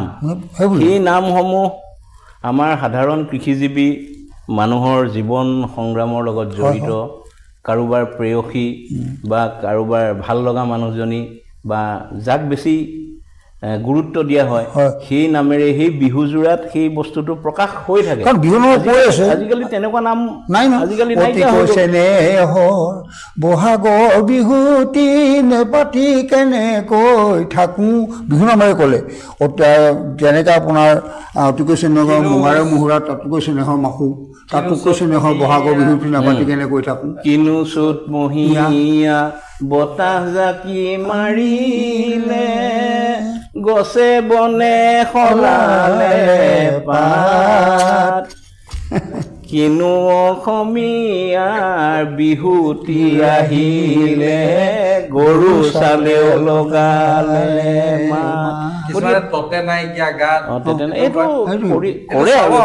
কিন্তু তুলনামূলকভাৱে কথাটো কিন্তু একদম আমাৰ প্ৰকৃতিৰ সৈতে জড়িত প্ৰকৃতি হয়নে বাৰু কোনোবা এটা মানুহে মানে আকাশলৈ চাই এইটো গান এইটো যোজনা সৃষ্টি কৰিছিলে সেইবোৰ আমি সেই প্ৰকৃতিৰ সৌন্দৰ্য প্ৰকৃতিৰ ৰূপৰেখা সৌন্দৰ্য দৰ্শন হোৱাৰ পিছত মানুহৰ মনত জাগৃত হোৱা ভাৱটোৱে হ'ল বিহু নাম কিন্তু গীত নহয় সেইটো কেতিয়াও গীতটো মানুহে বনাই লেখা বস্তুটো হ'ব নোৱাৰে তুমি ভাবি লৈ লিখিছা তুমি মানে হিমালয়ৰ উঠি হিমালয়ৰ জান জুৰি দেখাই নাই ইয়াত অনুমানতে গীতটা লিখি দিলেই নহ'ব যিটো জাগৃত হৃদয়ৰ পৰা আহিলে সেইটো বিহুৰ নাম গতিকে নামবোৰ ইমান ধুনীয়া আমাৰ ৰাখি থৈ গৈছে তেনেকুৱা ধৰণৰ যিটো পৰম্পৰা ক'ব ধৰণে চতে গৈ গৈ বহাগে পালেহি ফুলিলে ভেবেলি লতা দেখিছেনে ফুলিলে ভেবেলি ভেদাই লতা দেই ভেবেলি লতা বুলি কয় এই প্ৰকৃতিৰ লগত সম্পৰ্ক কৰিয়ে বিহুনামবোৰ জন্ম হৈ আহিছিল কিন্তু এইটো গীত নহয় গীতটো বনোৱাটো মই যে অলপ গালোঁ বহাগ আকৌ আহি সেইটো গীত সেইটো বিহুনাম নহয় আকৌ বিহুত ইমানেই মত্ত হৈ পৰে এতিয়া ধৰা গাভৰুৱে হওক নাচনীয়ে হওক হয় নহয় বাৰু তেওঁলোকে পাহৰি যায় নিজৰ ঘৰখনৰ কথা পাহৰি যায় নিশাটোৰ কথা বিহু মাৰি ফুৰিলে নহয় জানো গতিকে তেনেকুৱা ধৰণৰ কিছুমান নাম আছিলে আজিকালি এইবোৰ নুশুনোৱেচোন এই ধৰক ৰুণুমাই জুনুমাই এই ধৰণৰ নামবিলাক সাধাৰণতে আজিকালিহে ছোৱালীবিলাকৰ নাম নিজৰ সন্তানসকলৰ নাম মুখত নুফুটেই এনেকুৱা ধৰণৰ নাম আগতে ৰুণুমাই জুনুমাই হয় নহয় বাৰু আছিল প্ৰেমজনিত বা এটা বিনিময়জনিত কিছুমান নামো নোহোৱা নহয় আগতে সেই পুৰণা নাম এষাৰ মনত পৰিছে দেই ইয়ে হে ৰুণু জুনুমাই আমাক বিহুত লগে পায় আমাক বিহুত লগে পায় বাহি চোতাল নহৰা হলা ৰুণু জুনুমাই বাহি কাপোৰ নোধোৱা হলা ৰুণু জুনুমাই বাহনিতা এৰিলা খেৰৰ সূতা এৰিলা ক'ত ভাবিছোৱাচোন সেই ধৰণৰ যিবিলাক নাম আমি গাইছিলোঁ এখন সুন্দৰ ছবি যে বিহুত থাকোঁতে একদম মানে পাহৰি থাকিলে নিজৰ ঘৰখন গতিকে এই বিহু নামেৰে প্ৰকাশ ঘটাইছে সেইবিলাক চোতালতো গাব পৰা নাম একদম সুন্দৰ তাত কোনো যৌনগন্ধি নাই তাত কোনো হেৰি নাই কিন্তু ক্ৰমবিকাশমান 80 দশকৰ পিছৰ ফাললৈ অলপ অলপকৈ বিহুখন পৰিৱৰ্তন হ'ল আজিকালি হুঁচৰিত তেনেকুৱা ধৰণৰ এই পৰিৱেশনত এনেকুৱা ধৰণৰ নাম আমি নুশুনোৱে হয় নহয় বাৰু গতিকে অলপ চিন্তনীয় বিষয় এটাও হৈ পৰিছে কিন্তু এটা ভয়ানক দিন আহি পৰিছে কিন্তু আমাৰ অসমীয়াৰ মাজলৈ কাৰণ কেলৈ আজিকালি এই নামবোৰৰ যেন মানে মৰ্যাদা এইবিলাক যেন একেবাৰে নোহোৱাই হৈ যাব এই সময়ৰ যিবিলাক নাম হয় নহয় গতিকে আমি তেনেকুৱা ধৰণৰ অনুভৱ কৰোঁ আচলতে গতিকে সেইটো এটা চিন্তনীয় বিষয় হৈছে প্ৰতিযোগিতাৰ মঞ্চলৈ বিহু আহিছে ভাল কথা আৰু কেতিয়াবা নিজকে প্ৰশ্ন বিহু নামে দুখ প্ৰকাশো কৰে এখন নদী দুটি গৰা দুটি গৰা তোমাৰ লগত চিনাকি আগৰে পৰা তেতিয়াহ'লে এইটো বিহুৱে এটা ধাৰাবাহিকতা কৰি থাকে তোমাৰ লগত চিনাকি আগৰে পৰা মৰম দিলা চেনে দিলা চেনে দিলা দুমাহমান নহওঁতে পাহৰি গলা দুখ প্ৰকাশ কৰিছে হুঁচৰিয়ে কিন্তু তাত যৌনতা গন্ধিত ব্যৱস্থাটো নাই সেই সময়ৰ আমাৰ যিবিলাক বিহুনাম এতিয়া মনত পৰি গৈছে এ দিহি চাঙৰে বুকু পানী লীলা দিহিঙৰে বুকু পানী লীলা দিহিঙৰে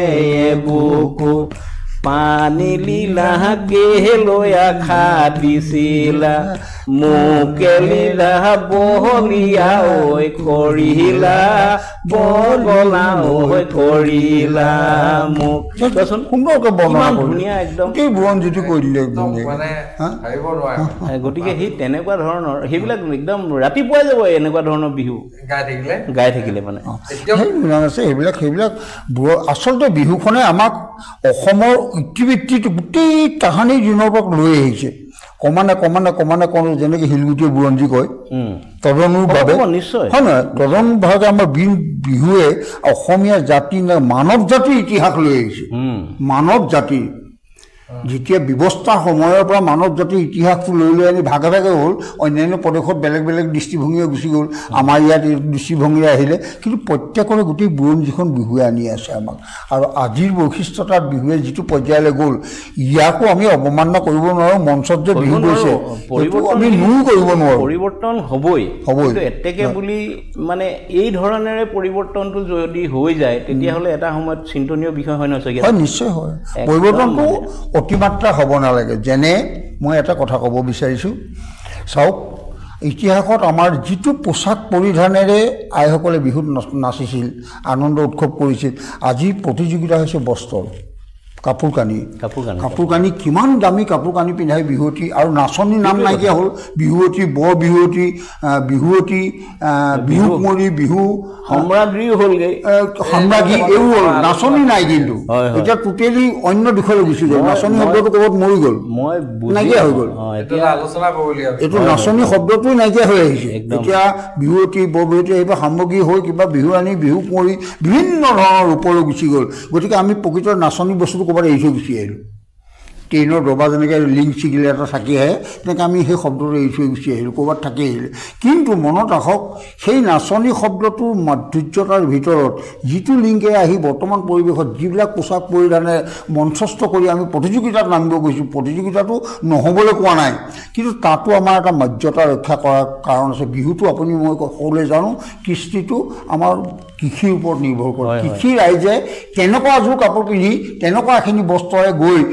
এইখিনি কাম কৰিবলৈ সময় নাই, বিহুত নাই, হুঁচৰিত আছে। ৰাতিপুৱা হোৱাৰ লগে লগে আকৌ নাঙলত ধৰিব লাগে, হুঁচৰিত আছে। যিটো নীতিগত মতে কাৰোবাৰ চোতালত গাবলৈ বান্ধি কুন্ধি সাজি পাৰি আহিলোঁ, তাত কিছু সাজপাৰ আছে, কিন্তু বিহুত নাই। বিহুটো যেনে আছে তেনেই, সেইটোৱে ৰোৱনীয়ে মাটি ৰুই আছে বোকা বেলে তাতেই উকিয়াই দিলে এই মহৰ সিংহৰ পেপাৰটো লৈ পেলাই গৰু চৰাই থাকোঁতে মহ চৰাই এৰালডাল লৈ থাকোঁতেই তাতেই যিটো আনন্দ ফূৰ্তি উকি মাৰিলে চিঞৰিলে সেইটো বিহু। তাত কিন্তু পোচাক পৰিধানৰ কথা নাই। আমি এতিয়া দুইটা বস্তু যে একত্ৰিত কৰিলোঁ, ইয়াতহে আমাৰ এই বস্তুটো আমাৰ একত্ৰিত হ'বলৈ গৈছে। তথাপি তাত এটা জেগাত মোৰ এবাৰ প্ৰতিবাদ হৈছিল। আমি এবাৰ মানে আমাৰ হেৰিয়া জাজৰ লগত আমাৰ প্ৰতিবাদ হৈছিল মোৰ প্ৰভাতী যুৱংগ হুঁচৰি যোৱাত। এযোৰা হুঁচৰিয়ে জোৰানাম গালে, তাত গালে এষাৰ কথা যে ৰাতি দুপনি নিশা দুৱাৰ খুলি ৰাখিবা বিৰলা যোৱা দি যাম। জোৰানাম গাইছে বিৰলা, মানে এইটো কি কয়, এফালে ছোৱালীখিনি এফালে ল'ৰাখিনি হৈছে গাই জোৰানামে, এইটো বেলেগ। সেই তাত সেইটো আমাৰ বিহু যোৱাই গাইছোঁ আমি পাহাৰত বিচাৰি কপৌ ফুল আনিম তোমাৰ খোপাত দিবলৈ। যেতিয়া ইয়াৰ মাজত আমি দলটো থাকি গৈছিলোঁ, তেতিয়া মই সুধিছিলোঁ যে আমাক কিয়, তেতিয়া ক'লে আপোনালোকে জোৰানাম গোৱা নাই। বোলে জোৰানাম গালে এনেকুৱা নাম গোৱা দলটোক এইটো আপোনালোকে কেনেকৈ মানে গ্ৰহণ কৰিলে, কাৰণ এইটো অৰ্থ কি বুজাইছে। সেইবিলাক বস্তুটো প্ৰকৃততে মঞ্চৰ গৃহলৈ যাব নালাগে। মঞ্চৰ গৃহলৈ যাওঁতে তেনেকুৱা ধৰণৰ নামো আছে, অন্য নাম আছে, মানে ধৰা তেনেকুৱা ধৰণৰ নাম আছে। কাৰণ তেনেকুৱা ধৰণৰ নামবিলাক শালীনতা চেৰাই যাব নালাগে। তেনেকুৱা নামচোন আমিও বিহুত গাইছিলোঁ। ও ভনী অঞ্জনা মেলি দিয়া জপনা খুলি দিয়া নঙলা বেলি ডুবি গধূলি, বেলি ডুবি গধূলি হ'ল। তাত কিন্তু হেৰি নাই, সেইটো সুন্দৰ কথা, একদম সুন্দৰ। সেইবিলাক এটা দিহা পৰামৰ্শ, মানে এটা আহ্বান আছে, আহ্বান। কিন্তু এই বিষয়বস্তুবোৰ মঞ্চলৈ আহিব নালাগে। আমি এইটো কওঁ, মঞ্চত যোৱা বিহুবিলাক এটা মাৰ্জিত ওপৰত থাকিব, আমাৰ বান্ধনি হ'ব লাগে যে প্ৰতিটোত বুৰঞ্জীমূলক, আমাৰ কৃষিভিত্তিক, প্ৰকৃতিৰ সৌন্দৰ্যমূলক আৰু ৰূপ ৰসনৰ ওপৰত, আৰু অসমীয়াৰ যিবিলাক মানে আমাৰ প্ৰসাধন ব্যৱস্থা, মুখত হেঙুল খাইতাল লগোৱা, মুখত এইবিলাক সুন্দৰতা কৰা, এই যিবোৰ জেতুকা বোলোৱা, নখত বোলো, এই বিষয়বস্তু আহিব লাগে। নহয়, এই জেতুকাৰ কথা ওলাওঁতে মই কথাটো কৈছোঁ যে জেতুকা এবিধ এনেকুৱা ধৰণৰ এবিধ আমাৰ ঔষধি গুণ থকা বস্তু, য'ত লগোৱাৰ লগে লগেই আমাৰ গোটেই মানে এতিয়া ধৰক বসন্ত ৰোগৰ পৰা বিভিন্ন ধৰণৰ এতিয়া আহিব পৰা বেমাৰৰ পৰা প্ৰতিষেধক, নহয় জানো। গতিকে আজিকালি নাচনীয়েতো ক'ত জেতুকা লগায়, আজিকালিতো কি লগাই নহয় নহয়, কিবা মেহেন্দিৰ নিচিনা বস্তু কিবা লগাই পেলাই এদিনৰ পিছতে নাইকিয়া হৈ যায়, আৰু অনিষ্টও হৈছে, সৌন্দৰ্যতাৰ অনিষ্টও হৈছে। কিন্তু সেইবিলাক প্ৰতিটো অসমীয়া ইতিহাসৰ বা যিমানবিলাক ৰূপ সৌন্দৰ্যৰ কাৰণে গ্ৰহণ কৰাৰ ব্যৱস্থা আছিল, যিমানবিলাক বস্তু তেওঁলোকে গাত মুখত সানিছিল, চকুত লগাইছিল, কাজল, আজিকালি কাজলটো কিনে, আগৰ কিন্তু বেলেগ কাজল কলপাতত মানে এনেকৈ মিঠাতেল সানি তৈয়াৰ কৰে, সেই কাজল যিটো প্ৰকৃতি চকুৰ কাৰণে উপকাৰী। ঠিক তেনেকুৱা বিভিন্নবিলাক বস্তু তেওঁলোকে মানে পৰিধান কৰিছিলে, যিটোৱে আমাৰ সৌন্দৰ্যতাটো, অসমৰ জাতীয় বৈশিষ্ট্যটো, স্বকীয় বৈশিষ্ট্যতাটো অলপ উজ্জ্বল হৈ পৰিছিল। এতিয়া কিন্তু আমাক বনীয়া গোষ্ঠীয়ে দিয়া সমস্ত বস্তু, আমি বিহুখন পতাৰ মঞ্চখনো বনীয়া গোষ্ঠীয়েহে পাতি দিবলগীয়া হৈছে। সেইটোৱে কথা আচলতে। আমাৰ বস্ত্ৰৰ পৰা গোটেই বস্তুটো, ফুলপাহো আমাক প্ৰকৃতি প্লাষ্টিকৰ ফুলপাহ তেওঁলোকে বিক্ৰী কৰিছে, আমি সেইপাহ লগাইছোঁ। চব বস্তুৱে আমি তেওঁলোকৰ পৰা গ্ৰহণ কৰিছোঁ। আমি নিজৰ ববীয়াকৈ বস্তুবিলাক এৰি দিলোঁ। গামোচাখনো আমি অসমীয়া শিপিনীয়ে বৈ অহা গামোচাখন ল'বলৈ টান পাওঁ। আৰু এইখিনিতে আৰু এটা কথা ওলাইছে, এই যে বনীয়া গোষ্ঠীৰ কথা আহিলে বা কিবা আহিলে, আলোচনাটো হৈছে যেতিয়া অকণমান মানে ধৰক এতিয়া আমি 7 দিনৰ ভিতৰত আচলতে বিহু সামৰিব লাগে, কাৰণ এইটো অৰ্থটো হ'ল সেই 7 দিনৰ ভিতৰতে কপৌ ফুল শেষ হয়, কিন্তু প্ৰথম দিনতে শেষ হয়, কিন্তু 7 দিন মানে তাৰপিছত আৰু আপোনাৰ এতিয়া কিছুমানটো চ'তৰ প্ৰায় শেষ ভাগৰ ফালে প্ৰায় ফুলি যায় নহয় জানো কপৌ ফুল তেতিয়া ক'ত পাব এতিয়া একদম জেঠ মাহত যেতিয়া কপৌ ফুল নাচনি খোপাত এইটো প্লাষ্টিক বুলিয়ে ধৰিব হয় নহয় বাৰু কৃত্ৰিম ফুলে বান্ধি ল'ব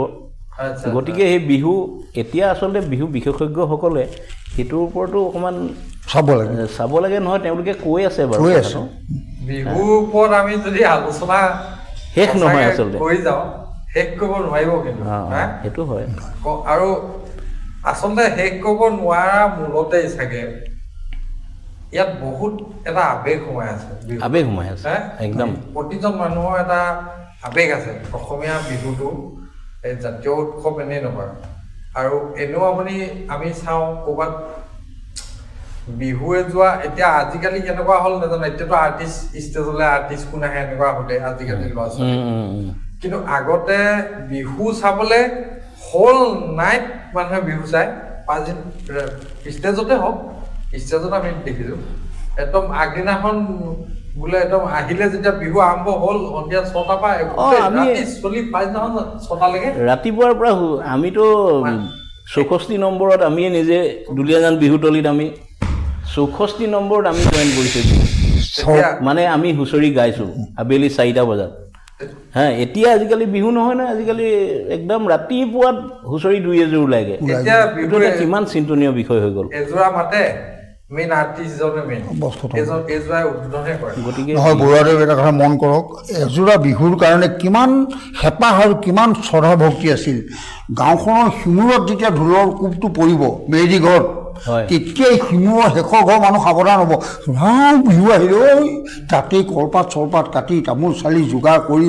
চাহ তাহ খুৱাম হেন তেন কৰি তামোল যোগাৰ কৰি সেৱা ধৰিবৰ কাৰণে আশা কৰি বহি থাকে বাৰান্দাত চোতালত কেতিয়াকৈ আমাৰ ঘৰ বিহু যোৱা পাবহি কেতিয়াকৈ পাবহি মই আশীৰ্বাদ আশা কেনেকৈ পাম গৰু ছাগলীৰ পৰা সমস্ত ভঁৰালৰ ধান ইত্যাদি সমস্তখিনিয়ে আমি নিৰাপদ পৰিৱেশ এটা পাবৰ কাৰণে ভকতৰ দৰ্শন হ'ব আমি সেৱা ভাগ ল'ম ভকতে মূৰৰ চিঙি আশীৰ্বাদ কৰিব তেনেকৈ ইমান এটা আশা কৰিছিল এতিয়া এই পৰিৱেশটো ক'লৈ গ'ল এতিয়া গোটেই কৃষিজীৱী মানুহৰ বিহুখন গৈ কৃষিজীৱী হাতত আছেনে বাৰু কৃষি প্ৰধান মানুহখিনিৰ হাতত বিহুখন সোমাই আছেনে নে এইখিনি মানুহে বিহুৰ বিষয়ে কিবা জানে প্ৰায় এইখিনি মানুহে বিহুৰ কথাই পাহৰিবলগীয়া হ'ল কাৰণ বিহুৱে নাই আজি গাঁওখনৰ ইমূৰৰ পৰা আহিবলৈ ক'ৰবাত ঢোলৰ মাত্ৰা শুনিছেনে কেইখন গাঁও ঘূৰিব ঢোলৰ মাত চব চহৰ পালেগৈ সব চহৰতে বিহু আছে সব ব্যৱসায় হ'ল সেইটো মই বেয়া পোৱা নাই সেইটো যাব লাগিব কাৰণ এতিয়া সেই দিনৰ মাৰ্জিত নাই আমি 1 টকা 4 আনা পইচা পালেও আমাৰ দিনত তেনেকুৱা পৰা বিহু গায় 100 টকা 500 টকা বিহু পোৱাতে বহুত পইচা পাইছিলোঁ এতিয়া এটা ঢোল চুৱাবলৈ বহুত পইচা লাগে সেইবুলি গাঁৱৰ যে চোতালৰ সেৱাটো কৰ্তন কৰি দিব এইটো কিন্তু আমি বেয়া পাওঁ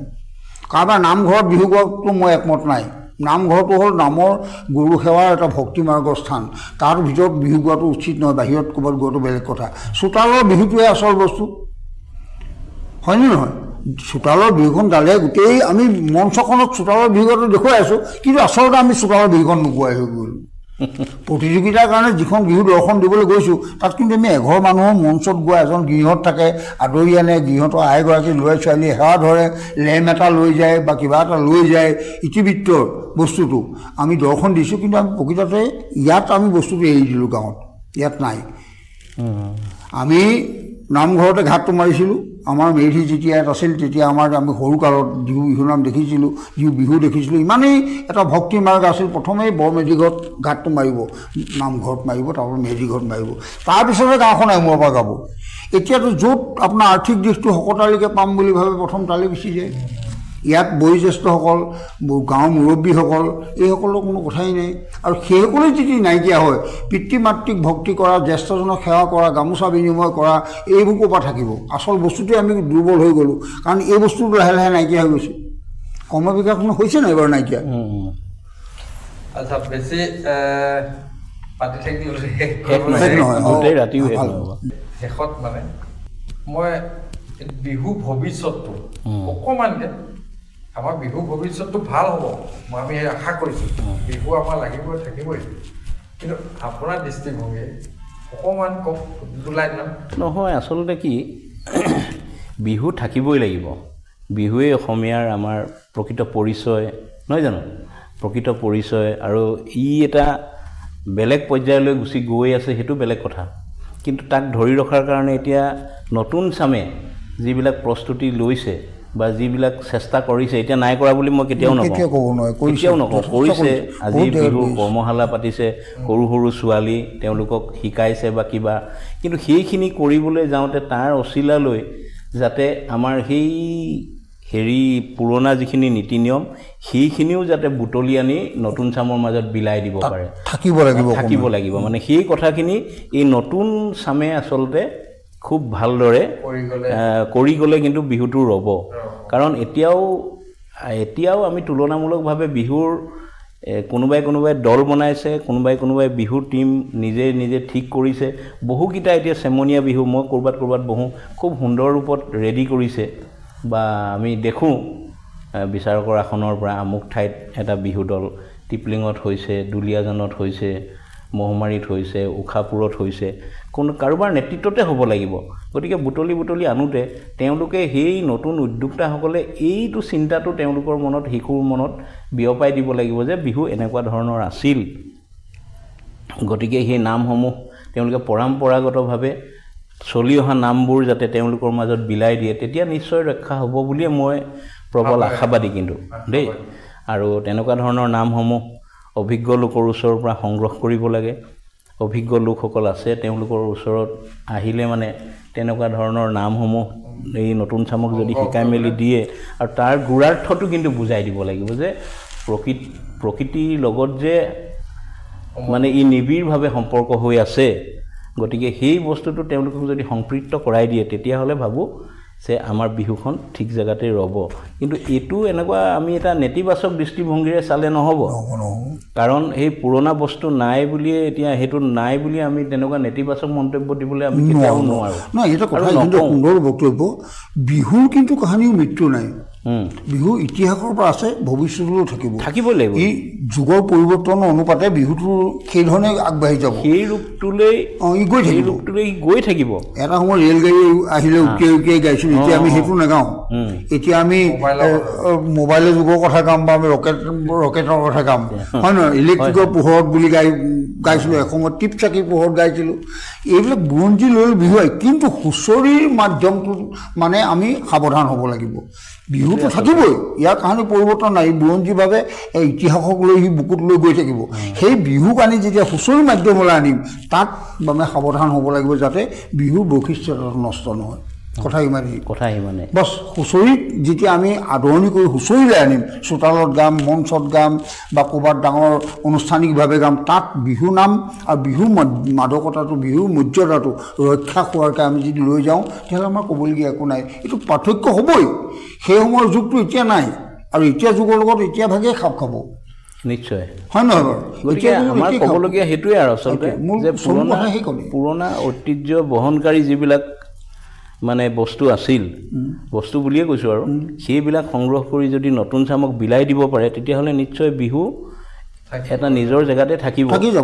যাব এই সুদূৰ প্ৰসাৰী হ'ব কাৰণ অসমত গাইছিলোঁ অতিকে চেনেহৰ মুগাৰে মহুৰা ঐ তাতোত কৈ চেনেহৰ মাকো তাতোত কৈ চেনেহৰ মাকো তাতোত কৈ চেনেহৰ বহাগৰ বিহুটি নেপাতি কেনেকৈ থাকোঁ সেই সময়ত মুগাৰ ৰিহা মেখেলা পাট কাপোৰৰ বিষয়বস্তুটো আহিছিল কিন্তু এতিয়া বেলেগ ধৰণে আহিব সেই বস্তুটো ঐতিহ্যপূৰ্ণ হিচাপে দৰ্শন দিব এতিয়া কিন্তু ল'ৰাই সেই গামখাৰু কথা নগৈ কলেজত পঢ়িলোঁ তুমি পঢ়া 9ত মই আছিলোঁ 11ত এনেকৈ বিহু গাব তাৰমানে বৰ্তমান হয় নহয় বাৰু এতিয়া বৰ্তমান পৰিৱেশেৰে সেইভাগে বিহুখন দাঙি লৈ আহিব হ'লেও এই বিহু নামত কিন্তু সেই বৈশিষ্ট্যটো হেৰাই নাযায় তেওঁলোকে বুৰঞ্জী ক'বলৈ যাওঁতে শব্দবিলাক বেলেগ হ'ব কথাবিলাক বেলেগ হ'ব কিন্তু বিহুৰ তালটো একেটাই থাকিব তুমি পঢ়িছিলা 9ত মই পঢ়িছিলোঁ 11ত মানে 11ত কিন্তু এই তালটো এইবোৰ হেৰাই নাযায় এইবোৰ থাকিবই মাত্ৰ আমি বুৰঞ্জী ক'বলৈ যাওঁতে পৰিৱৰ্তন এটা হ'ব আশা ৰাখিছোঁ আমাৰ নৱাগতসকলে সাৱধান এখেতে ক'বৰ ধৰণে সাৱধান হওক যাতে আমাৰ বিহুৰ মূল বৈশিষ্ট্যতাটো হেৰাই নাযায়। অসমীয়া জাতিৰ মাদকতা, অসমীয়া জাতি জীয়াই থাকিবলৈ হ'লে ভাষা সংস্কৃতিৰ লগত আমাৰ মূল মেৰুদণ্ড বিহুটো আমাৰ থাকিব লাগিব। ইয়াৰে আমি চিনাকি দিছোঁ 3টা বিহু, মাঘ বিহু, বহাগ বিহু আৰু কাতি বিহু। তিনিওটা কিন্তু সংস্কৃতি আমাৰ প্ৰকৃতিৰ লগত নিৰ্ভৰ কৰে, কৃষকৰ লগত নিৰ্ভৰ কৰে। কৃষি নকৰাকৈ কোনো থকা নাই। চহৰবিলাকেও কৃষি কৰিছে, কবি, লাই, বেঙেনা, কেৰেলা হ'লেও ৰুইছে, কৰিছে, নকৰাকৈ থকা নাই। প্ৰত্যেকেই কৃষক হ'লেও পাৰ্থক্যতাটো কিন্তু গাঁৱৰ বিহুযোৰাৰ বিহুৰ যিটো ঢং, যিটো মৰ্যাদা, এইটো চহৰতো ৰক্ষা হওক, আমি এইটোৱে আশা কৰোঁ। শেষত আমাৰ মুক্ত আড্ডা আজি আড্ডাবাজ হৈ আপোনালোক আহিলে আমি ধন্যবাদ জ্ঞাপন কৰিছোঁ। কিন্তু এটা নুসুধিলে মানে আমাৰো মনটো বেয়া লাগিব। প্ৰথমতে পদ্মদা আপুনিয়ে কওক, আমাৰ মুক্ত আড্ডা আজি আড্ডাবাজ হৈ আপুনি আহিলে কেনেকুৱা লাগিলে? সেইটো এটা ভাবিব নোৱাৰা এটা মানে অভিজ্ঞতা হা। আৰু 2 নম্বৰ কথা হ'ল কি, মুক্ত আড্ডাৰ কথা মই বহুত তুমি কোৱাৰ দৰে বহুত আগতে শুনিছিলোঁ, বা হয়তো মই এবাৰ এটেণ্ড দিছোঁ নেকি, মই পাহৰিছোঁ। কিন্তু হ'লেও এই ধৰণৰ মনৰ ভাৱ প্ৰকাশক নিজৰ চিন্তাৰ, নিজৰ ৰুচিবোধ নহয় জানো, এই কথাখিনি আলোচনা কৰি ইমান এটা সুন্দৰ ৰূপত কৰাৰ যিটো প্ৰয়াস তোমাৰ মনৰ ভিতৰত আছিল, আৰু এইটোত থাকি আহি পেলাই মোৰ সঁচাই বৰ অন্তৰ ভৰি গ'ল আৰু নিশ্চয় ভাল লাগিল। আকৌ আপোনাৰ লগত বহিম, বহুত কথা পাতিবলগীয়া আছে। আজিতো কিমান দূৰ পাতিব পাৰিলোঁ নাজানো, তেনেকুৱা পৰিৱেশ দিব পাৰিলোঁ নাই সেইটো নাজানো। আমাৰ হেমদাক সুধিছোঁ, আড্ডাৰ বিষয়ে আপুনি হয়তো শুনি আছিলে বা আগতে অহা নাই, আজি আহিলে কেনেকুৱা লাগিলে? কিন্তু অনুষ্ঠানটো মোৰ বৰ ভাল লাগিলে, যিটো মই জীৱনৰ এটা স্মৃতি শেষ মুহূৰ্তলৈকে লগত লৈ যাব লাগিব। কাৰণ বৰ আনন্দ পালোঁ, মানে যিটো বুজাব নোৱাৰোঁ, ভাল লাগিলে। আৰু কথাখিনি আমি সুন্দৰ আলোচনা কৰিছোঁ। আৰু এটা বিশেষ কথা, মই আজি এই অনুষ্ঠানটো চাই থকাৰ দৰ্শকসকললৈও মই এটা গোহাৰি ৰাখিলোঁ যে আমাৰ কথন প্ৰণালীত ব্যক্তিগতভাৱে আমি মনৰ ভাৱহে প্ৰকাশ কৰিছোঁ। এই তোৰ প্ৰকাশৰ ক্ষেত্ৰত আমাৰ হয়তো অজানিতে ক'ৰবাত ভুল ত্ৰুটি থাকিব পাৰে। এইটো কাৰণে আমি কৰজোৰে সেৱা জনাইছোঁ। আমি যদি কিবা কথাৰ প্ৰসংগত শব্দও আহিছে, এইটো আপোনালোকে ধৰি নাথাকিব, কাৰণ আমি মনৰ ভাৱে প্ৰকাশ কৰিছোঁ। আৰু মই আজি এই অনুষ্ঠানটি প্ৰকাশ কৰিবলৈ যোৱাৰ কাৰণে আমাৰ ভাতৃপ্ৰতিম বৰুৱাদেৱলৈ ধন্যবাদ জ্ঞাপন কৰিলোঁ। তেওঁ সুন্দৰভাৱে এই অনুষ্ঠানটো আগবঢ়াই আনিলে। ভৱিষ্যতলৈ আশা ৰাখোঁ এইবিলাকৰ মাধ্যমেৰে আমি ভাবোঁ আমাৰ ভাষা সংস্কৃতি ৰক্ষাৰ ক্ষেত্ৰত, বিহুৰ কৃষ্টি ৰক্ষাৰ ক্ষেত্ৰত, পোচাক পৰিধানৰ পৰা ঢোল বাগৰৰ পৰা গোটেই সংস্কৃতিটোক কৃষ্টিক সংস্কাৰ কৰা হয়। যেনেকৈ গামোচাখন ল'ব লাগে, এইটো কৃষ্টি। ইয়াক জাপি কুচি সুন্দৰকৈ লোৱাটোৱে হ'ল সংস্কৃতি, সংস্কাৰ কৰিছোঁ। ঠিক সংস্কাৰ যিটো ব্যৱস্থা, এইটোলৈ যাওঁতে এই অনুষ্ঠানবিলাকে যথেষ্ট অৰিহণা আছে, এইবিলাকে যথেষ্ট সহায় কৰিছে। আশা ৰাখোঁ ভৱিষ্যতলৈ সহায় কৰিব। ইয়াকে কৈ দুজনকে আমাৰ ফালৰ পৰা ধন্যবাদ জ্ঞাপন কৰিলোঁ। আমি আশা কৰিছোঁ আজি আমাৰ এই যিটো মুক্ত আড্ডা, যিটো আড্ডা অনুষ্ঠিত হ'ল, তাৰ পৰা আমি কিঞ্চিত হ'লেও অকণমান কিবা এটা উপকৃত। মই তেখেতৰ পৰা যথেষ্ট জানিব পাৰিছোঁ, তোমাৰ পৰা জানিব পাৰিছোঁ। মোৰ পৰা কি জানিছে সেইটো মই কথা চিন্তা কৰা নাই, কিন্তু মই যথেষ্ট জ্ঞান অৰ্জন কৰিব পাৰিলোঁ। ভাল লাগিল। নাই, আমাৰ কথাখিনিয়ে যে শিলৰ ৰেখা সেইটো নহয়, আমি আমাৰ নিজৰ ভাৱে প্ৰকাশ কৰিছোঁ, অধ্যয়নৰ পৰা ভাবি লোৱা কথাখিনিয়ে কৰিছোঁ। কিন্তু এইখিনি যে আমি সিদ্ধান্ত দিয়া নাই এইখিনি সত্য বুলি। আৰু সকলোজনে জ্ঞানী গুণী মহাশয়সকল আছে, কিতাপৰ দিশলৈ নাযাওঁ বাৰু, লিখিত কথাবোৰ ক'বলৈ গ'লে বহুত মহা ঋষি মুনিসকল, বহুত অভিজ্ঞ ব্যক্তিৰ কথাও আমি উপমা দিব লাগিব, সেইবিলাকলৈ নাই যোৱা। সেইবিলাকতো আমাৰ শ্ৰদ্ধাস্পদ।